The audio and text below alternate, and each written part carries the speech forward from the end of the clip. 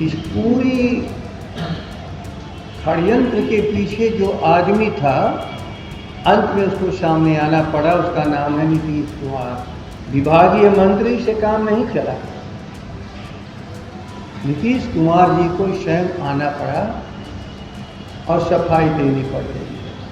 तो बाकी विपक्ष केवल लड़ने के लिए नहीं बना है, लेकिन पीड़ा में पड़ी हुई जनता की आवाज़ जब सरकार दबाना चाहती है तो विपक्ष को जनता के साथ खड़ा होना पड़ता है।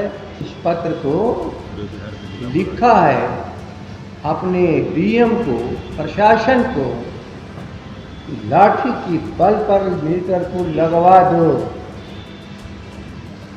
लोग एतराज कर रहे हैं, नहीं लगाने दे रहे हैं, बाय फोर्स लगा दो। कृषि फीडर लगाने के लिए डेडिकेटेड फीडर का निर्माण खेती के उत्पादन में सहयोग के लिए है या उन्हें तबाह करने के लिए बन रहा है? नीतीश कुमार जवाब देना पड़ेगा। एक सवाल हम लोगों ने उठाया था, बिहार की जनता का सवाल था, सवाल हमारा नहीं है। लेकिन जब भी कोई पीड़ा जनता के भीतर कोई भी देता है तो उसके लिए विपक्ष जनता के साथ हमेशा खड़ा रहता है। आप देखे हैं कि कल स्वयं इस विषय पर बिहार के मुख्यमंत्री नीतीश कुमार को आगे आना पड़ा।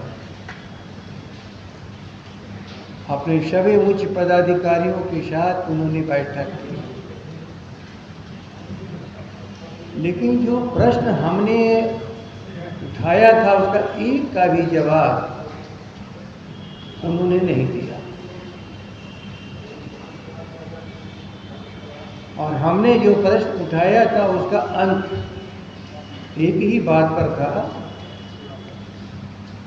कि पहले के मीटर और स्मार्ट मीटर, या तेजस्वी जी के शब्दों में स्मार्ट चीटर, क्या दोनों में समानता है?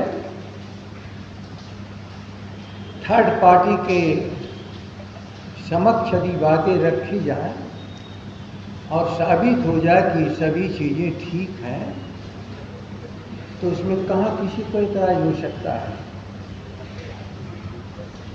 लेकिन 2 दिन से मैं टीवी पर भी देख रहा हूँ, आम जनता, सरकार की बात हटा दो, आम जनता, एक आदमी भी इसके पक्ष में बोलता हुआ नजर नहीं आया।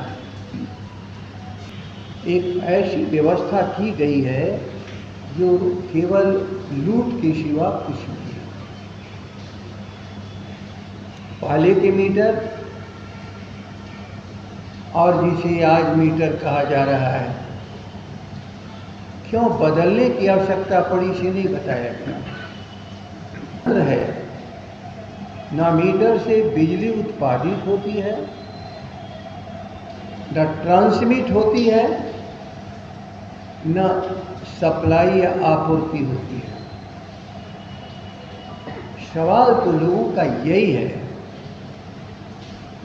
कि आप वो हमसे भी लिया जाए। क्या हमने एक बार भी इस सवाल को किया? ले रहे हैं, लेकिन बौखलाहट देखिए। इस पूरी षड्यंत्र के पीछे जो आदमी था, अंत में उसको सामने आना पड़ा। उसका नाम है नीतीश कुमार। अफसरों से काम नहीं चला, विभागीय मंत्री से काम नहीं चला। नीतीश कुमार जी को स्वयं आना पड़ा और सफाई देनी पड़ रही है। लेकिन क्या सफाई से संतुष्ट लोग हो पाएंगे? आज फिर केवल जानकारी मैं प्राप्त करना चाहता हूं श्री नीतीश कुमार। इन बिंदुओं पर यदि आप जानकारी दे सको और बिहार की जनता संतुष्ट हो जाए तो बाकी विपक्ष केवल लड़ने के लिए नहीं बना है, लेकिन पीड़ा में पड़ी हुई जनता की आवाज़ जब सरकार दबाना चाहती है तो विपक्ष को जनता के साथ खड़ा होना पड़ता है। यदि जनता प्रसन्न है, वह मीटर को लगवाना चाहती है। एक पत्र है इनका 15 तारीख का, याद रख लीजिएगा। ये पत्र है 15 तारीख का। सीएमडी ने इस पत्र को लिखा है अपने डीएम को, प्रशासन को, लाठी की बल पर मीटर को लगवा दो। लोग एतराज कर रहे हैं, नहीं लगाने दे रहे हैं, बाय फोर्स लगा दो।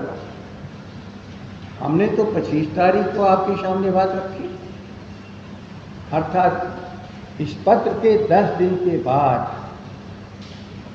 उस दिन कहाँ हम लोगों ने, कहाँ तेजस्वी जी ने, कहाँ राष्ट्रीय जनता दल ने, कहाँ विपक्ष ने इस सवाल को तो नहीं उठाया।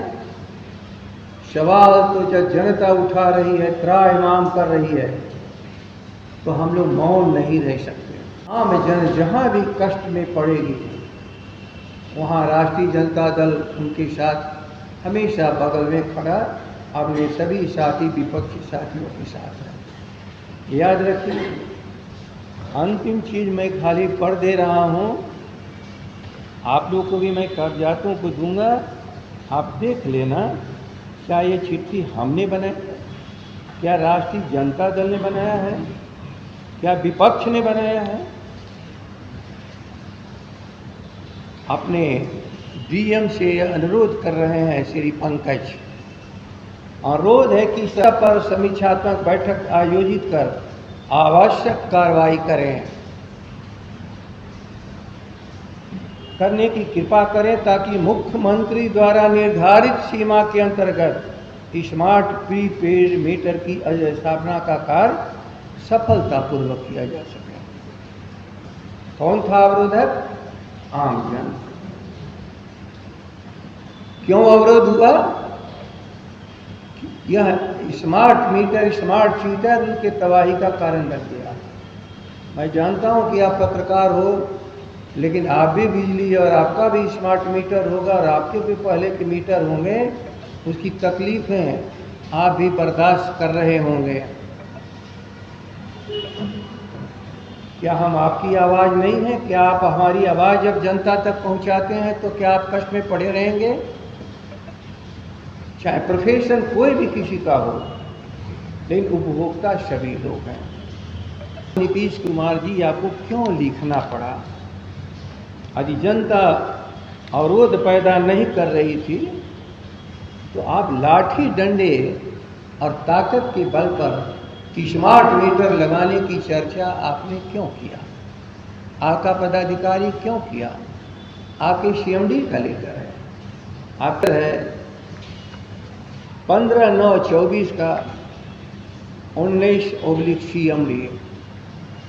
आप पूछिए अपने सीएमडी से, ये पत्र क्यों लिखना पड़ा? क्या मुख्यमंत्री से सहमति ली थी? यदि ली थी तो जो कुछ भी हो रहा है बिहार में, उसका सबसे बड़ा दोषी आप नीतीश कुमार हो। बढ़ गए हैं, जो स्मार्ट मीटर लगाए गए हैं उसमें उपभोक्ताओं के समक्ष थर्ड पार्टी के द्वारा मीटर की गति, पुराने मीटर हम स्मार्ट मीटर की गति में कोई फर्क नहीं है, विश्वास में लिया गया। इस प्रश्न का जवाब नहीं देंगे, बताएंगे नहीं कि 5 रुपये प्रति यूनिट की हिसाब से खरीद बिजली 5.85 से 8 रुपया प्रति यूनिट के हिसाब से क्या बिक्री नहीं की जा रही है? फिक्स चार्ज, विद्युत शुल्क, बिजली बिल पर अंकित 2 चार्ज किससे लिए जाते हैं?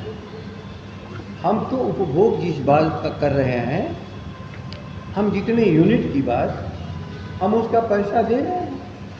फिर आप हमसे क्यों विद्युत शुल्क से अलग फिक्स चार्ज और विद्युत शुल्क अलग ले रहे हो? किस कारण से? बिहार सरकार का अपना उत्पादन शून्य है, इस आम लोगों को बताया गया है। याद रख लीजिए सभी बुद्धिजीवी इंटेलेक्चुअल साहब लोग हो, इनका उत्पादन शून्य है और कह रहे हैं कि हमने बिजली दी, अर्थात बिजली नहीं दिए, आम जनता से पैसा लेकर के बिजली खरीद करके आपूर्ति कर रहे हैं, और वो भी धोखाधड़ी के साथ। मैंने उनको सुना कि हम कृषि फीडर लगा रहे हैं किसानों को बिजली देने के लिए। आश्चर्यजनक। जरा ठीक से ख्याल कर लेना, किसानों को केवल 8 घंटे बिजली क्यों? खेती 8 घंटे बिजली के भरोसे होगा? कृषि फीडर लगाने के लिए डेडिकेटेड फीडर का निर्माण खेती के उत्पादन में सहयोग के लिए है या उन्हें तबाह करने के लिए बन रहा है? नीतीश कुमार जवाब देना पड़ेगा। बड़े गर्व के साथ मैं कल सुन रहा था कि हम कृषि फीडर किसानों को बिजली देने के अलग से लगा रहे हैं, अर्थात ग्रामीण जो हमारे में 8 घंटे क्यों कर दिया, और इसके लिए इतना बड़ा व्यय क्यों? क्या किसानों के हित में है या किसानों को बर्बाद करने के लिए है? सबसे बड़ा सवाल, भयंकर सुखाड़ के वक्त इस बार याद रख लीजिएगा, भयंकर सुखाड़ 18 इस वर्ष भूगर्भीय जल का ही सहारा था, जिसके लिए 24 घंटे बिजली के बदले कृषि फीडर में कटौती कर अन्य राज्यों को सस्ते दर पर बिजली बेची गई। याद रख लेना, परिवार भूखा है और आज दुकान पर बेच रहे हो, अन्यों को बिक्री कर रहे हो। जवाब नहीं दोगे कि हम 8 घंटे बिजली दे करके जो बिजली बची उसका हमने क्या किया? सच है कि 23-24 वर्ष में 22 करोड़ की बिजली 4 रुपये के दर से, याद रख लो, 5250 मिलियन यूनिट अन्य राज्यों को बिक्री क्यों किया गया? ये क्या आपके प्रश्न नहीं है कि हमारा भूगर्भीय जल जिसके सहारे हम, जिसको रिजर्व वाटर कहते हैं, प्रकृति जो पानी आसमान से गिरता है उसी से नदियों से नहरों में पानी जाता है, और जो पानी रिचार्ज होता है वह आज जो हमारा रिजर्व है, हम उस पानी को निकाल करके अपनी खेती को बचा लें। लेकिन नहीं, अन्य राज्यों को बेचा गया है। कल्पना कर लो,